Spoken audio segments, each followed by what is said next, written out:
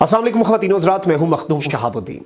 इस वक्त बड़े ख़तरनाक बयानात आ रहे हैं नून लीग के रहनुमाओं की जानिब से और डायरेक्ट इल्ज़ाम है पाकिस्तान की फ़ौज पर और हुकूमत पाकिस्तान पर अभिनंदन के मामले को लेकर।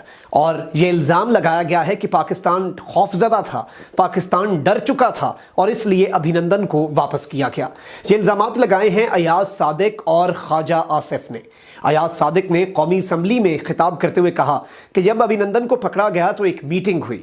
उस मीटिंग में इमरान खान तो नहीं आए, लेकिन army chief general Qamar Javed Bajwa मौजूद थे। उस मीटिंग में शाह महमूद कुरैशी पसीने में शराबोर थे और उनकी टांगें कांप रही थीं। और शाह महमूद ने कहा कि हमारे पास खबर है कि अगर हमने अभिनंदन को ना छोड़ा तो भारत हम पे हमला कर देगा। इसके बाद ख्वाजा आसिफ ने डायरेक्ट फौज पर इल्ज़ाम लगाया और कहा कि जनरल बाजवा ने यह तासुर दिया कि अभिनंदन को ना छोड़ा तो भारत हमला कर देगा और हमें अभिनंदन को किसी भी तरीके छोड़ना है। अब ये पूरी सिचुएशन बड़ी गंभीर हो चुकी है। इसके ऊपर भारत के अंदर बड़ा जश्न मनाया जा रहा है और भारतीय इस बयान पर बहुत खुश हैं और बड़ा वावेला कर रहे हैं।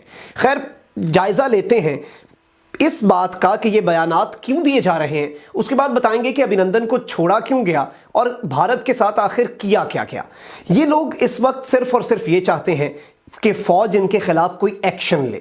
ये सियासी शहीद बनना चाहते हैं, ये पॉलिटिकल माइलेज चाहते हैं और ये फौज के सब्र को आजमा रहे हैं और ये चाहते हैं कि इनके खिलाफ कोई कार्रवाई हो और ये फिर उस कार्रवाई पर सियासत करें। नवाज शरीफ के बयान के बाद भी फौज खामोश रही। इन तमाम तर इल्ज़ामात के बावजूद भी फौज खामोश है और ये आए दिन कोई नए से नया ड्रामा कर रहे हैं, जिसके बाद ये चाहते हैं कि फौज इनके खिलाफ कार्रवाई करे। अब जरा बात हो जाए अभिनंदन वाले मामले की।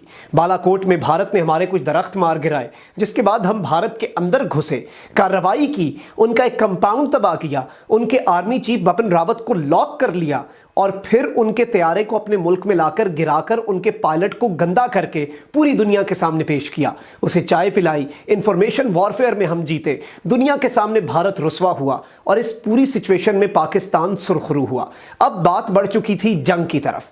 भारत ने सऊदी अरब की जानिब से, चीन की जानिब से और अमेरिका के जरिए पाकिस्तान को कुछ पैगाम भेजे और इसके अलावा ट्रंप ये कह चुके हैं कि जब ये सिचुएशन बनी थी तो हम अमेरिका में बैठकर नहीं सोए, क्योंकि जाहिर बात है दो आलमी ताकतें और दो जौहरी ताकतें एक दूसरे के आमने सामने थीं और एक न्यूक्लियर वॉर की हम वर्ज पर थे। तो इस पूरी सूरत हाल में पाकिस्तान ने बड़ा दानिशमंदी का फैसला किया।